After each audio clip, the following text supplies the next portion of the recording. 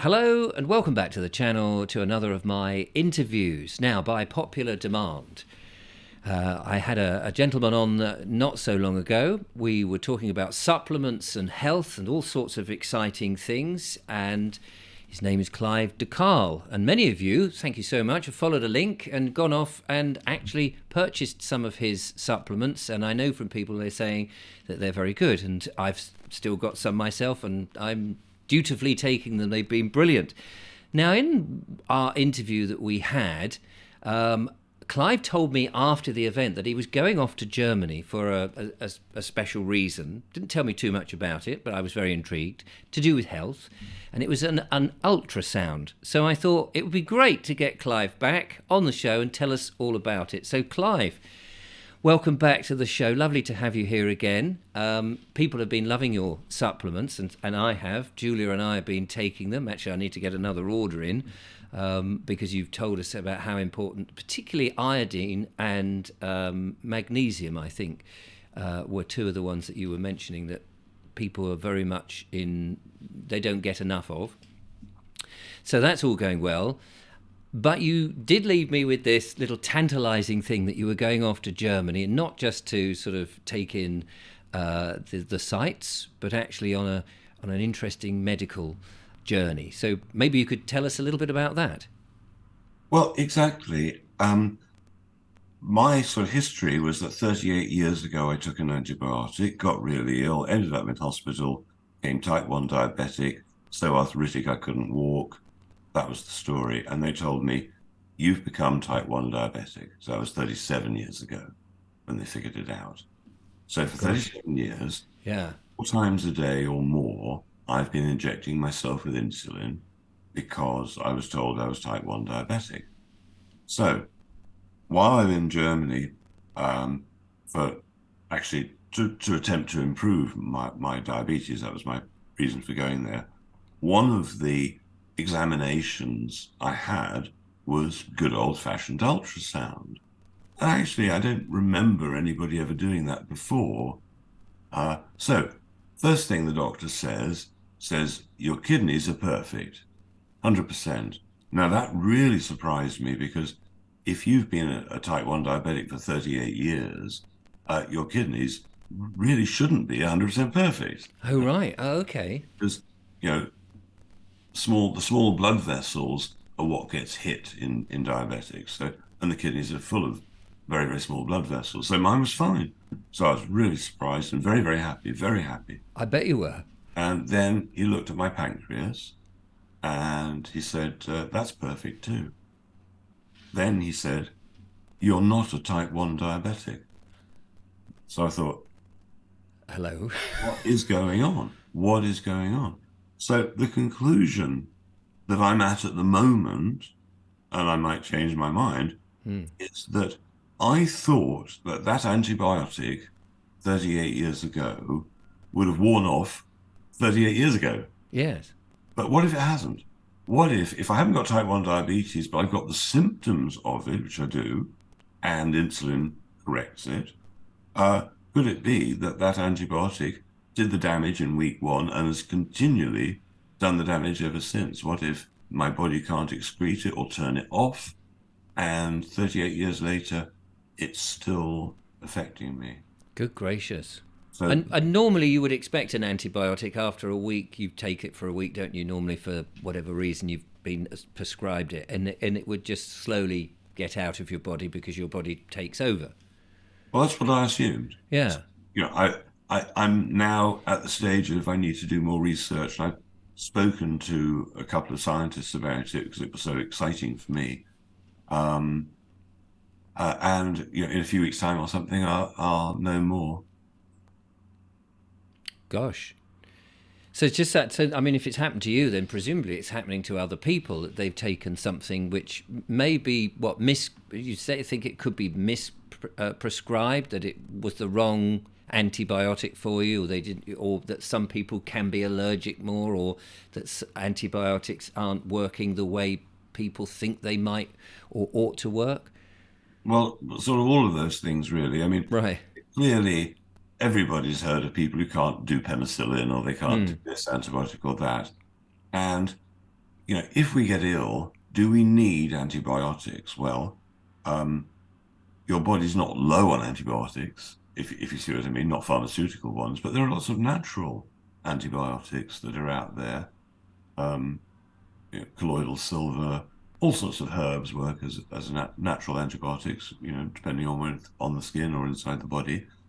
So, but everybody who's not 100% healthy clearly has got to be low on nutrients or toxically poisoned or both. Yes. But nobody's low on a drug. But I'd say everybody, including myself, are low on the basics like magnesium and probably iodine. So I think as you're suggesting, it may be that there are millions and millions of people out there who've got chronic arthritis or chronic whatever it might be, not realizing that the antibiotic hasn't gone away. And so the question is then, how do you go about getting the antibiotic out or neutralizing it after all this time? And that's what I'm working on now to try and Right. figure Yeah. answers out. Well, it'd be But interesting to find out if that is the case, because I mean, I know my mum. Let me just relate the story. My mum was a bit of an alcoholic, and she was a very stubborn lady, a lovely lady, but she had her, like we all do, she had her foibles, and every time she got the slightest ill, she would ask the doctor for an antibiotic, and she would bully the doctor. And really, she was a pain in the neck for the doctor, and she got moved from surgery to surgery because they wouldn't deal with her.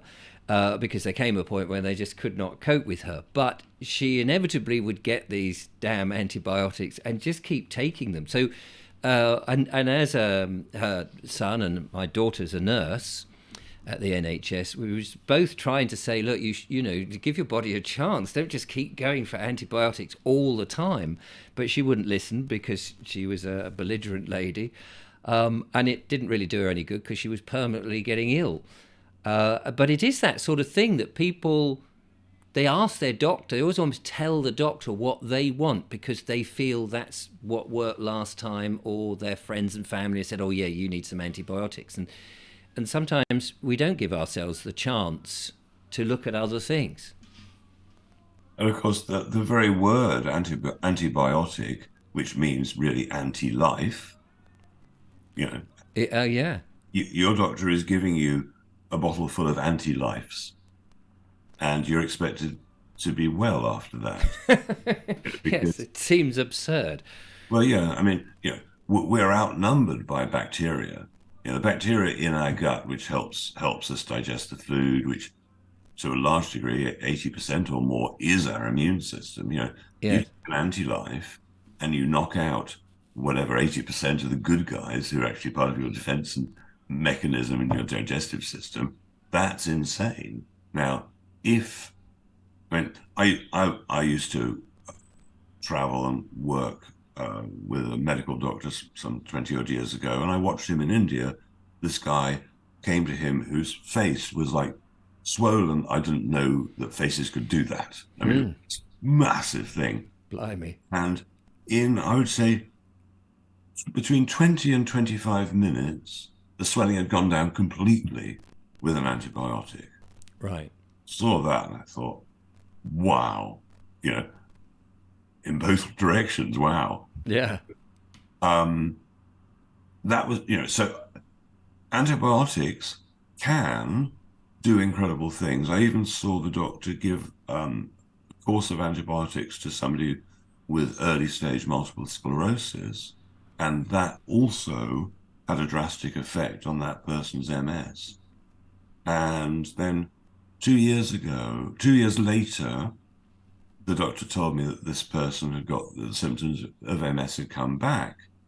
And the doctor said to me, do you know what I think it is? I said, tell me. And this is not for the younger listeners. He said that, oh, well, his old girlfriend's come back and they're having anal sex again. So he's got a bacterial infection, which has re-triggered the MS. Oh, right. Who knows if that Yeah. is what was happening? But, things always happen for a reason. And the danger is that people are led to believe by doctors very often that it's incurable. There's nothing that we can do. And that's probably true. There is nothing they can do, but it doesn't mean that it's There something. isn't nothing yes. I mean, you raise an interesting point. The body doesn't deliberately try and make itself ill. I mean, that would be an anathema to life.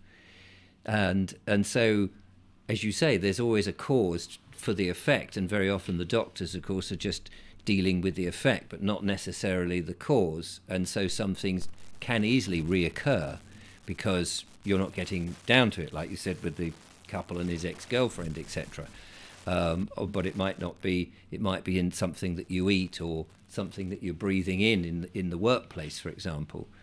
So the key word there is causes. You would think in the 5 or 6 years or so that doctors study at medical school that causes would be on the curriculum somewhere.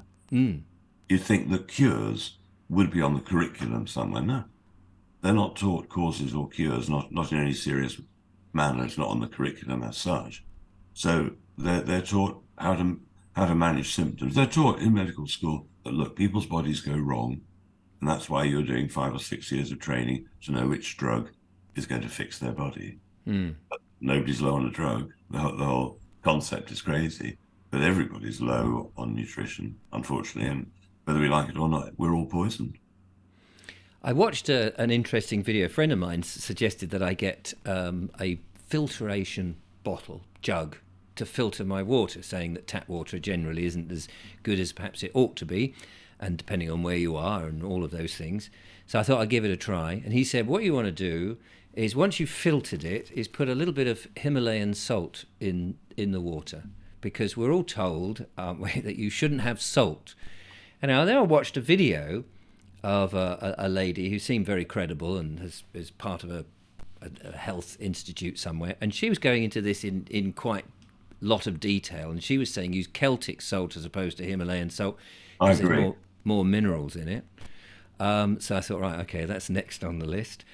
And she said that, but we're told not to take salt. For God's sake, don't eat table salt, because I forget what she said is something's in it to make it run smoothly through the little nozzle and onto our dinners. And that's I mean, actually, that's the one that when they said salt can kill you, yeah. sodium chloride, finely running table salt, that's the really dangerous one. So anybody listening to this who's using it, just throw it away or keep it to de-ice your The IC car window step, um, yes. Yeah, well, uh, I did that. I was straight in the bin. yeah, Um, really nasty stuff. But the interesting thing is that Celtic salt tastes so fantastic. If does you it? like cooking, Yeah. it's brilliant. I mean, just put one crystal, and it's grey coloured, on your tongue and experience what real sea salt is. Because Celtic is the stuff where they get salt flats. They trap the water, dam it up, and then let it dry in the sun. Then they get rakes and rake it up into big piles. It's that, Ah, right. not bleach. And because people want fluffy white salt, but Mm. actually slightly damp grey stuff tastes like real salt and is super healthy. I mean, uh, you may have heard of a French medical doctor. I can't pronounce it in French, but René Quinton, and he made Quinton water from seawater, and he collected seawater at a certain time of year when the algae in the sea was blooming. Anyway, so back 130 years ago, whatever, he was taking photographs of his patients. His first patients were stray dogs in Paris that were going to die tomorrow. And he drained out all their blood while replacing it with seawater. And you can see the photographs 1 hour later, day later, 3 days, totally recovered, right? Drained Wow. all the blood out. So after the dog experiments, he went to a children's hospital in Paris. Said, look, have you got any children? They're going to die for sure in the next 12 hours. But all he did there was not drain their blood out. He just added some seawater to their blood. And again, you can see the photographs, really high quality, um, of the babies getting better. It's just incredible.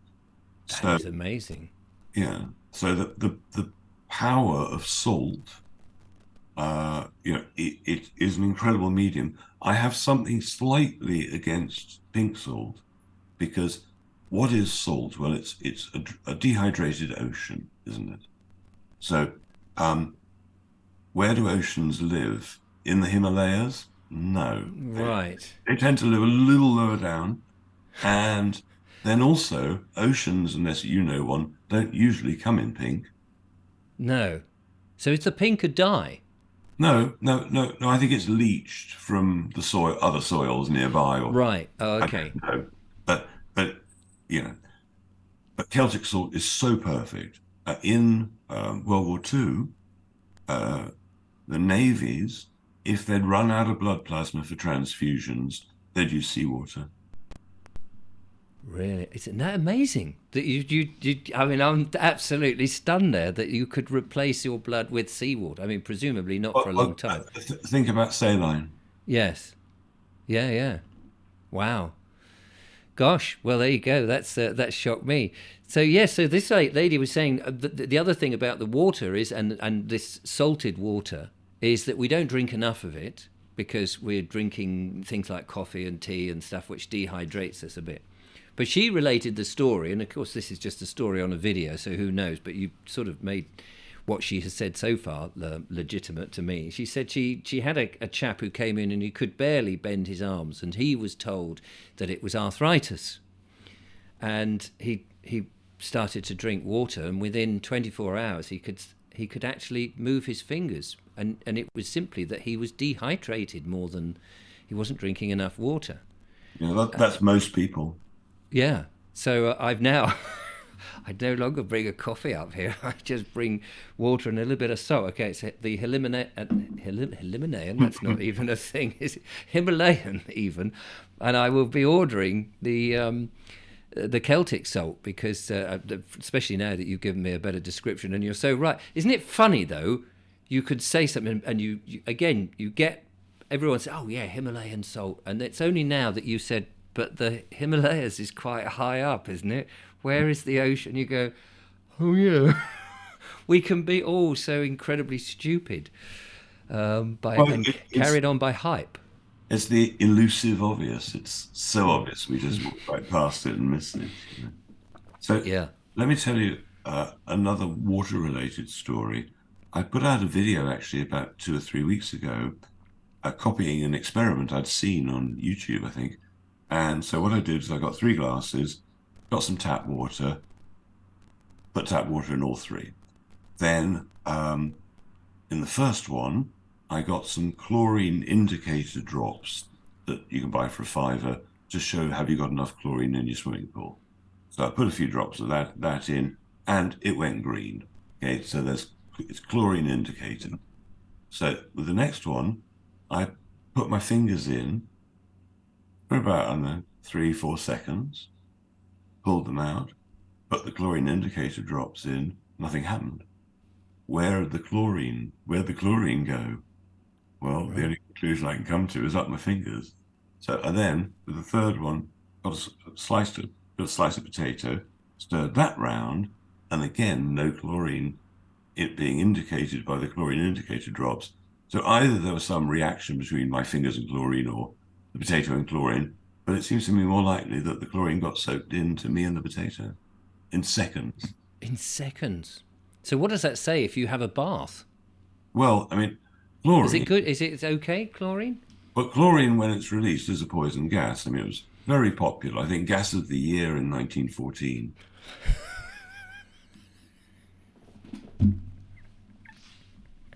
Very nice. Chuck a bit of mustard in there, and Yeah, you're well to go, aren't you? yeah. So, yeah, chlorine gas. So, in the shower, you're releasing the chlorine from the water into the air and breathing it in. Well, chlorine gas, poison gas, perfect the first thing in the morning, Yeah. before you poison yourself next with your cereal. Oh, yeah. God Almighty. But in the water, so if it's absorbed in the water and it's not as a gas, is that the same? Well, I mean, there are different stages of matter. There's solid, Yes. there's liquid, there's gaseous, and then there's plasma. And Right. so, if you compress a gas, it goes to liquid. Think of helium, for instance. Yes. Uh, a good demonstration of gravity. What is gravity? Is to say, right, let's say you've got a cylinder, to hold gas, that weighs a kilo. Then you get a kilo of hydrogen compressed into liquid. You've got it in here. Now, that's going to be 2 kilos, and it's going to go downwards. Release the kilo of hydrogen into a big balloon. Now it goes upwards. Now it goes up. To show that gravity is about density, not about weight. Right. You So still got the whole kilo of weight in that big yes, balloon. yes, but because it's now in a gas form, it's vast rather than concentrated. So going back to the water thing, the tap water that's likely have gone up your fingers. What can you do to get rid? I mean, are you saying get a potato, stick it in, and then it's safe to drink? First. Yes, fill up your bath with potatoes. You'll be fine. Precisely. Okay, well, now we've answered that question. We'll move on. Yes. So, well, it's quite easy. Welcome to Crank's Hour, ladies and gentlemen. I mean, it's quite easy, really. One way is where the mains pipe comes in from the street, put in a filter, and what type of filter really depends on what you're dealing with. So when I moved here, I phoned up the water board and said, please, can you tell me about the water? Where does it come from? You know, please reassure me it's not got recycled sewage in it. You know, is it from a reservoir? Is it from an underground source? You know, tell me. And I was very, very pleased. For a start, they were thrilled that somebody had ever asked them. Right. Okay. I had 2 people, after I got the first report back, 2 more people phoned up to see whether I was happy. I mean, 3 people wanting to help me. It was just lovely. And luckily, the only thing basically I was dealing with was chlorine. So I've got plumbed in the reverse osmosis unit, cost me about 450 quid. I actually sell them on the website. I was so impressed with it. And not only does it filter the water really pretty well, but you can set the temperature. So I can set it to boiling water, baby bottle temperature, herbal tea temperature, or cold, which is handy. So I don't need a kettle anymore. And it's right by the cooker. So I can, if I want water to cook in, well, I want filtered water for that, obviously. Especially if I'm cooking fingers or potatoes. Yes. Human fingers as opposed to fish fingers. So one of the other things I've got on the website is a shower filter, which is made of vitamin C. So vitamin C neutralizes chlorine in an instant. Right. So you can have full pressure shower going through the shower head, and just because it's passing over a block of vitamin C, sort of glued together, so to speak, so it doesn't dissolve instantly. It lasts for months and months. And people say the skin feels better because vitamin C on the skin is actually beneficial. And it's fine if you get it in your eyes because a little bit of vitamin C is very good for the eyes. So really no downsides to that. So alternatively, if you run a bath, you could take a teaspoonful or 2 of vitamin C powder, just ascorbic acid or whichever form you've got. If it's pure powder, that will again instantly neutralize all the chlorine in the bath. And so that's really interesting because I get a lot of itchy skin, and usually after I've had a bath. So it might be the chlorine, or anything else. I mean, yes, I'm not suggesting that there could be 101 million other things that's affecting it could be sort of worse in the sense that if being a city, you're getting recycled water, right. Then they're not capable, as far as I'm aware, of fine filtration of things like the birth control pill, the most commonly prescribed hormone. So if they can't filter most of the drugs out, you might need a filter that is really good, because what if it's a chemical poison? I mean, I had a guy, I don't know, 10 years ago or something. He had really bad eczema on his head, and I recommended fulvic minerals and Celtic salt as it happens, and iodine, vitamin C, vitamin D. That's about it. And 1 week later or something, he rings me up and says it's gone. So, tell me. And he said, yeah, now I have perfect skin on top of my head. And I said, what do you think it was? And he said, oh, he thought it was a shower filter because it was on top of his head and he had a shower Right. once or twice a day right there. But the other danger is shampoo. Lots of shampoos, even though they can use the word organic, doesn't mean that the ingredients are different rules for some of these companies. People may be wondering why they got whatever skin issue because every day they're rubbing right into the brain, probably right through chemicals that the body may not know how to get out. Yeah, I must stop using shampoo. I use rather a large number of it. And Well, with long locks, it's necessary. but no, you're absolutely right. I mean, I'm wary of. I think since, well, for fairly recent years now, I've been wary of processed anything in the end because there's stuff either that it's got the raw ingredients, which you have no control of what they're calling raw ingredients anyway and how they've been grown, and then there's the processing bit where they're doing whatever, they're heating things up to high temperatures or extracting whatever. So there's that process, which is sometimes a bit dubious. And then finally, there might be something to make it last a little bit longer in the bottle and give it a colour and all those, or smooth it and all the various extra things that are put into it. And it's not any one of those, but I mean, it's not just one of those. It could be any one of those things that's going to have an effect on me. And probably if you picked up the kiwi and just rubbed that all over you, you'd have been far better than turning it into some kiwi, But not moustache that wash. he's ever had anything to do with it. No. You know, I have to say, a caveat here, I've never actually rubbed a kiwi all over myself to prove that it didn't have the same effect. you want other people to do that for you. Yes, yes. So my audience can put in the comments. You can run a raffle or something. Exactly. You get a free kiwi with every correct answer. So let me just tell you a bit more about water treatment, right? So in the water treatment plants, one of the things they do is they separate the fat element from the liquid element and from other solids. So obviously, because they want to, recycle and reuse and so on, they sell the fat to the soap industry. It's called soapification. Oh. So it gets back into the water sooner or later, doesn't it, when you're lathering yourself up in the bath? But, whose shit are you lathering in? I mean, don't buy cheap soap is what I'm trying to say. Oh, right. Because you're washing your face in other people's shit. So, yes. So what can you do other than paying 400 odd quid, which you might want to do to get a filter, and you've got to do exactly what you just said, find out from your... You can get cheaper than that. If you're putting... Depends what you're dealing with, right? If you're dealing with, recycled sewage, then you're going to want some fairly serious pieces of kit. If you're dealing with fluoride, you need a filter that's capable of fluoride.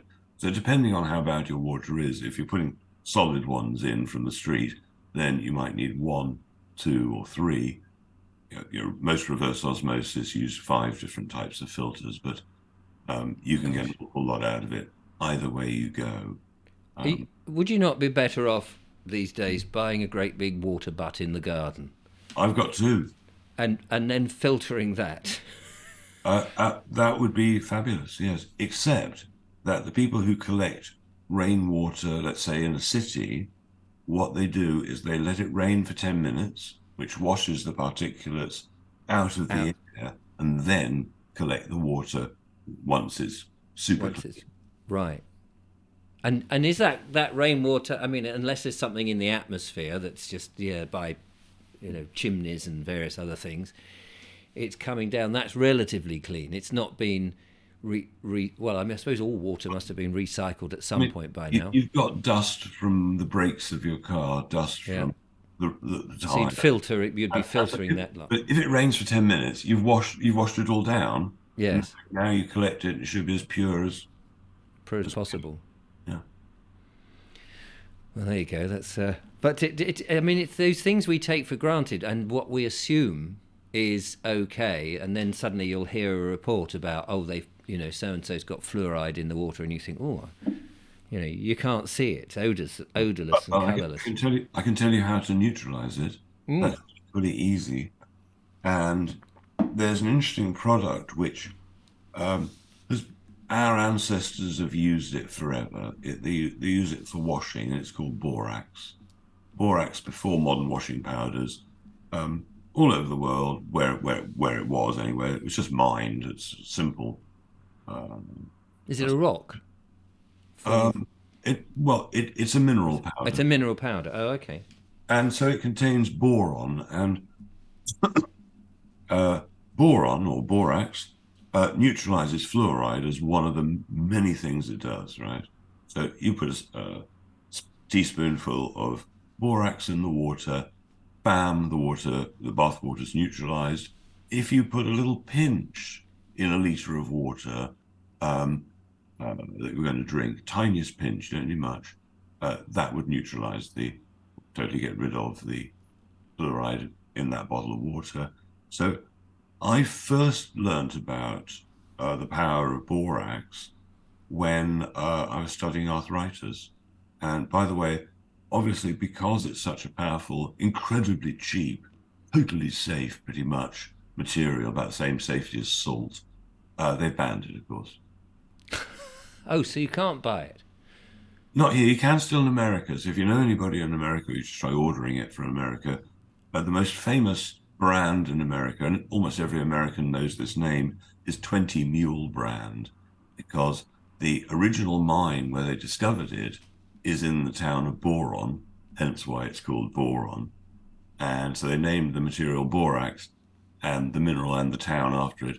And it was in such a steep mountain, the mine, that they needed 20 mules tied together to I drag it see. out of To the bring it mine. out. Hence 20 mule brand. And so you could buy it for like $15 or something, enough to last you a lifetime. And just try and get it in. And Uh, they've banned it. well, so many of the materials that I used to use and thought nothing of, it'll always be available. Um, and no longer available. And put it this way, what, 15 plus years ago, you could still buy iodine in a chemist. Then, because iodine was reversing people's thyroid problems and helping people get their brain back, Here we go. Look, yeah, I've found some. exactly, that's it. Look at that. Super famous, and it works. So it for some people who've got arthritis, for instance, that was it, lack of boron. And the most classic example, this is how I first heard about it, was the story of a guy called Rex Newnham, who was a soil biologist. He moves from England out to Australia.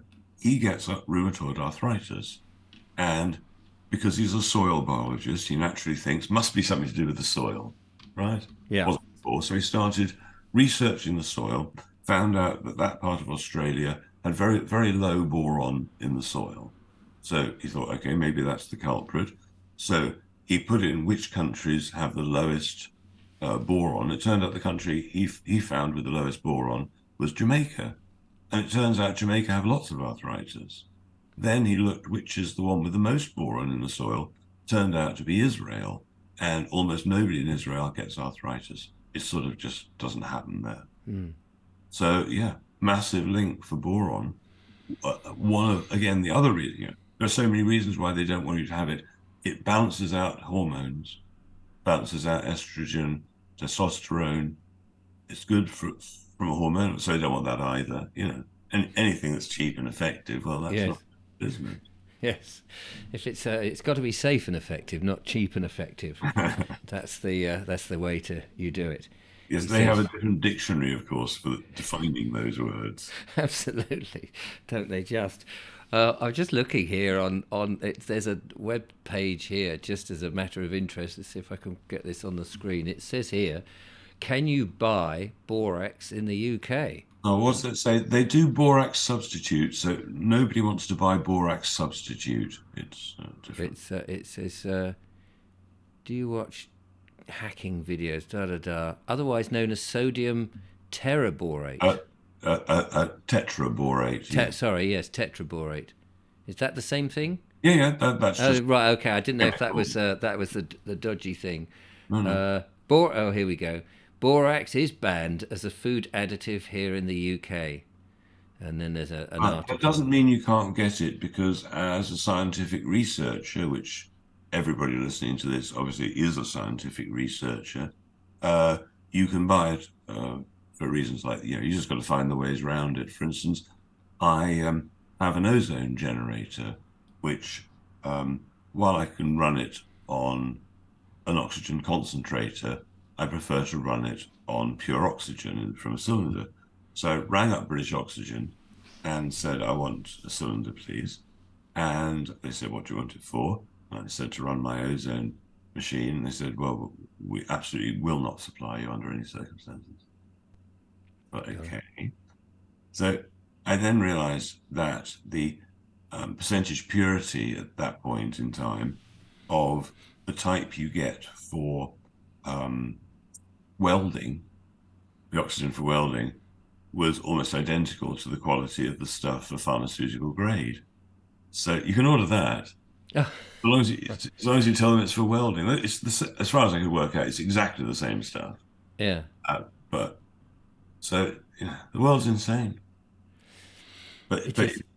if you have the audacity to suggest you might get somebody better without drugs, well, Gosh, yes, absolutely. I mean, it's not like the human species has been around very long without drugs. no, Uh, thank God for that. But, and the thing that when there've been doctors' strikes in the world, less look, people die. less people die. That's an irony, is it not? That's incredible. So yeah, we've learnt a lot in this conversation, Clive. This has been brilliant. What with your ultrasound and all of that that's going on, which is going to be interesting to find out more about that, and the anti, what do you call it? The antibiotic that Well, we may or may not be needing. yes. I mean, look at it this way. What doctor said to me was, you've got an autoimmune condition. Essentially, I think that translated means something like, we believe that your body has now gone wrong, like we were taught it does in university, and we can override your body because it's gone wrong. It's forgotten how to make a perfect you. Therefore, you've got autoimmune. We can treat that. That's a disease. But I don't see it at all. I think your body adapts to a situation. Whatever happens. I mean, let's say suddenly there's no food. Well, Mm, your body adapts to that situation. Your digestion totally changes. Everything changes to adapt to that. And I think because we're assaulted on every level by bad food and toxins, that our body adapts, and one person's body will be weaker in that area, so they adapt in this way. And the doctors say your body's gone wrong. I don't think so. I think your body's always doing the best it possibly can, and mm. it might rob something from a bone to put it in your heart, because the body knows which is the more important. Yes, that's Um, right. Your heart will pump, whereas your bone can't pump. well, it sort of can actually in Oh, a way, but in a different way. But I mean, for example, the doctor might say you've got high blood pressure. Okay, so that's assuming my body doesn't know what it's doing. right. What if it's got high blood pressure because I've got a kidney issue, or because I'm dehydrated and it needs to put it up? So, but the doctor says, nah, that's wrong. We're going to reduce it by 10%. So now that person has got 10% blood going to their brain. So 10% less oxygen, so that's less thinking power. Mm. Now their eyes aren't going to work quite as well. Now they can't recover from disease because they've got 10% less white blood cells, for example. And I mean, it's a cascade of potential issues. Do you really want to slow down? Not that much. I'm going back to the video I was telling you about with the lady and the salt, and she mentioned that again that she had somebody who had. No, she didn't. She said when you take the salt, it helps get the water into the cell, because you can drink the water and it can just pass through you, but you need it to get into the cell so that it does all the goodness that it will do. And the Celtic salt helps that process get in much more efficiently. Absolutely. It will get in, but what it has to do then is increase your blood pressure to force it in. And so then she was saying that's why some people have high blood pressure, because they're just dehydrated, as you just mentioned. Yes, And it's the difference between irrigating and hydrating. Yes. Most Yeah. people are irrigating, it's just going right through. So, but there's another advantage of putting salt in the water. Uh, Not enough salt that you can taste it, but Hmm. it makes it softer. Water softeners work with running the water through salt. So if you've got, you can test anybody you like blindfolded, so to speak.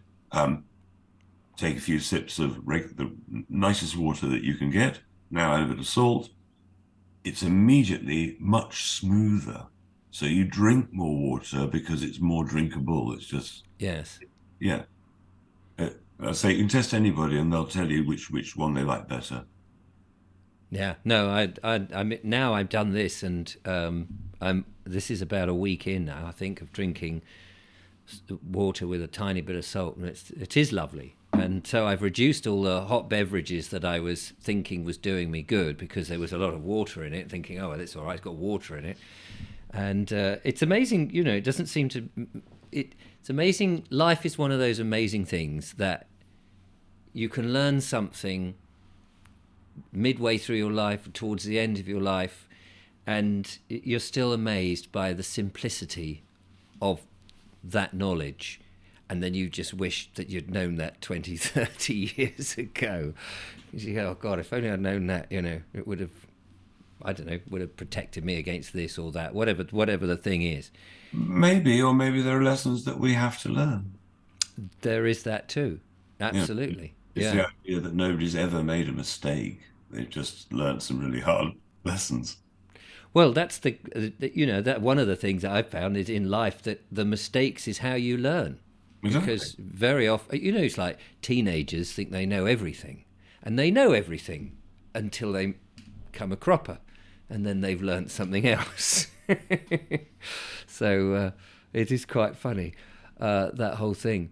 So this has been a really interesting conversation, Clive. We're thinking of doing a talk at some juncture. We've got yet to arrange the venue and the date, etc. But we're thinking it might be down in Sussex, possibly Worthing, where I am, which will be quite an interesting thing. I've been asked to do a few talks. It's a bit daunting, really, because I'm just a YouTuber who's interviewing people and has a few opinions. I get people like yourself who know stuff to, to pass on the knowledge, and I just sort of make light of it. Most of what I learned was interviewing people because interviewing people in the health field, I used to see clients, and of course, I wouldn't always know what to do. So I literally could ring up the greatest people around and say, "Do you mind if I interview?" and ask them questions. So I got the chance literally to ask questions of the greatest people around. So, and there's Yeah. at least a percentage of 1% that I can remember. Well, I found that doing these interviews has been brilliant because exactly that. I'm talking to people who I would never have probably come across in my normal way of life, and I'm learning so much. And then you take a grain of that, and then you can ask somebody else part of what you've learnt, and it's sort of, the jigsaw puzzle comes up, and you're joining your own dots, and it's an exciting thing. So we've got something coming up which I will keep everyone posted with and let people know if they are in the area or can get down to see it. But this has been another delightful conversation, Clive. I don't actually know how long we've done, but I think there you Oh, go, 43 and a bit minutes probably keeps people a good wedge of time. Thank I, you, I, Clive. well, thank you. Let me just mention one other thing Please that do. because an alternative to adding salt to the water is to add fulvic minerals, and you've tried the fulvic minerals. Mm. So the difference between salt and fulvic minerals essentially is that fulvic minerals being of the earth uh, is has got a lot more nutrients in it than the salty minerals that are in the sea. So, Yes. which is more alive? Well, they both are. I mean, fresh Celtic salt, if it's really fresh, it'll still have uh, plankton and stuff in there. But with the soil base, then that's all the animals. I mean, eventually the soil runs into the sea and it sort of becomes the salt. But um, I like to put salt on the food, and I tend to put the fulvic minerals into the water, Right. but either both. But the once you realize the power of what the salt can do, it puts the earth-based minerals in perspective as well, because it's all that plus more, and more bioavailable and more dissolvable. So that's you've touched on something there, which again has sort of made my little head explode on the inside, like a little cloud of pleasure just there. Because it's very easy to just go and go, I need supplements, or I think I need, and you buy them, and they come, a lot of them in pill form because it's easy, and you don't really know. It's just like again going to a doctor and you're just having something which is alien to you. You swallow it and you assume it's doing you some good. But just explaining how you have about the difference between volvic minerals and being of the land and salt being from the sea, and the journey of all these things of how it comes to be suddenly makes it just much more graspable, I suppose, in my clumsy English, of what it is and how it works and what it does for you, than just, oh, it's magnesium and you need a bit more of it, that sort of thing. And it's that sort of understanding, which I guess takes a lot of time, and finding somebody like yourself who can put it into a language which is so relatable, so that because you might go, well, I've had a load of magnesium, I won't need it now till I'm ill or whatever, or whatever it is, or I don't need the salt, I've had that now, it's all good. But you just have a way with you of being able to explain it very softly, very gently, but in almost a poetic way that makes it, as I say, a little cloud of, oh, that's interesting. So thank you for that. Well, no, well, thank you. I mean, just put just another little perspective on it. So, what is the very cheapest mineral supplement that's really nicely balanced in the world? Well, it's simple. It's soil from an old forest. Dig down a bit, add some spring water, mix it up. Now you've got a muddy drink.